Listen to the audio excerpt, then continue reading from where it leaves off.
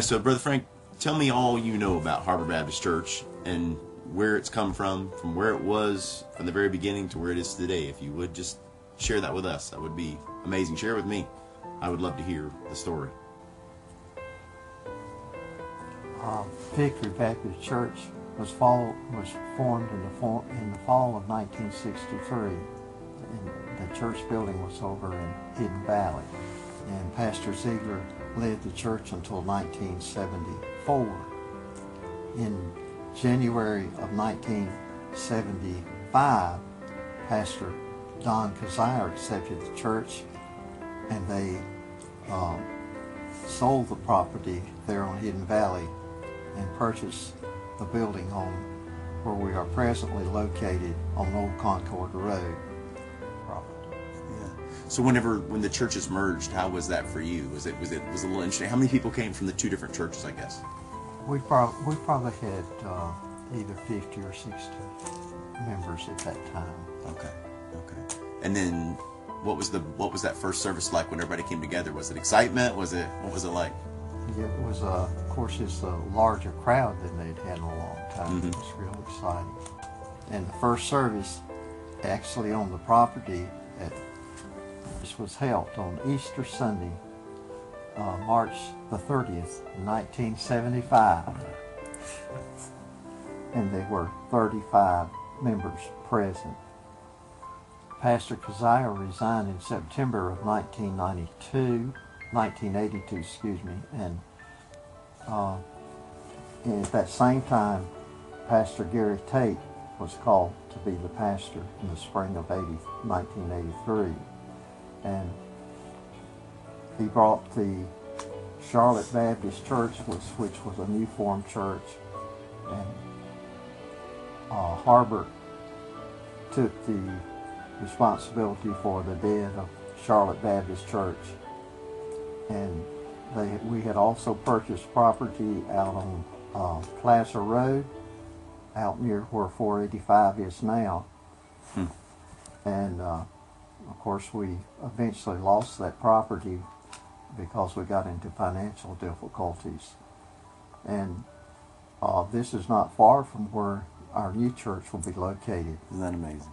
It's many years later. Yeah. But anyway,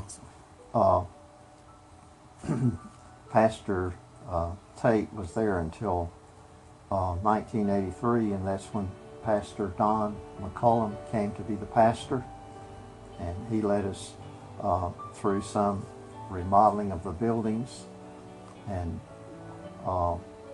so when the big remodel took place and all the big changes come when Brother McCullum was there, was that a big step forward for the church, I guess? That was a big transitional time? Oh yes, church grew a lot under Pastor McCullum when he was there. Okay. And he left in June of 93.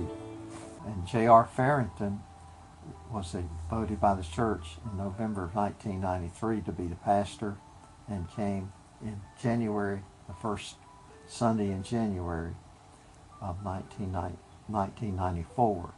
When Farrington came, what was the church? What was the state of the church, I guess, when Farrington came, and then what happened afterwards? Well, he could draw the people in. We had some big Sundays. You were there, I'm sure. 2001 is when I came. When we had over 1,000 there one Sunday. They brought them in. The auditorium was filled, and of course you had the bus ministry and the children's church and all that going on too. Wow.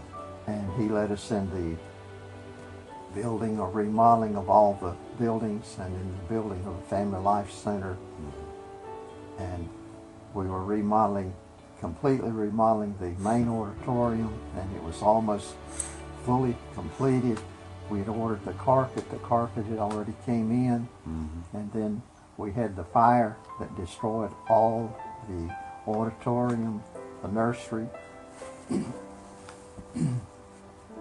and it was a hard time for us to go through, but God saw us through it, and He opened many doors.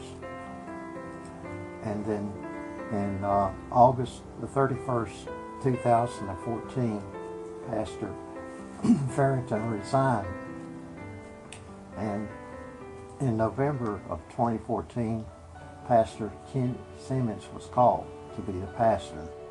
Well, we're just super thankful that you've been a part of Harbor Baptist from the get-go, and have been that one pillar of strength throughout through all the trials and all the tribulations and all the winds and storms that have come.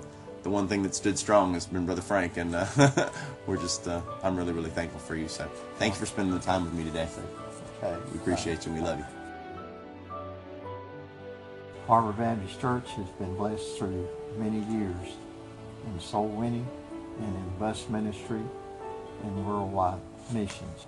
The Lord has always been good, supplied our needs, and He's always been great to see us through hard times.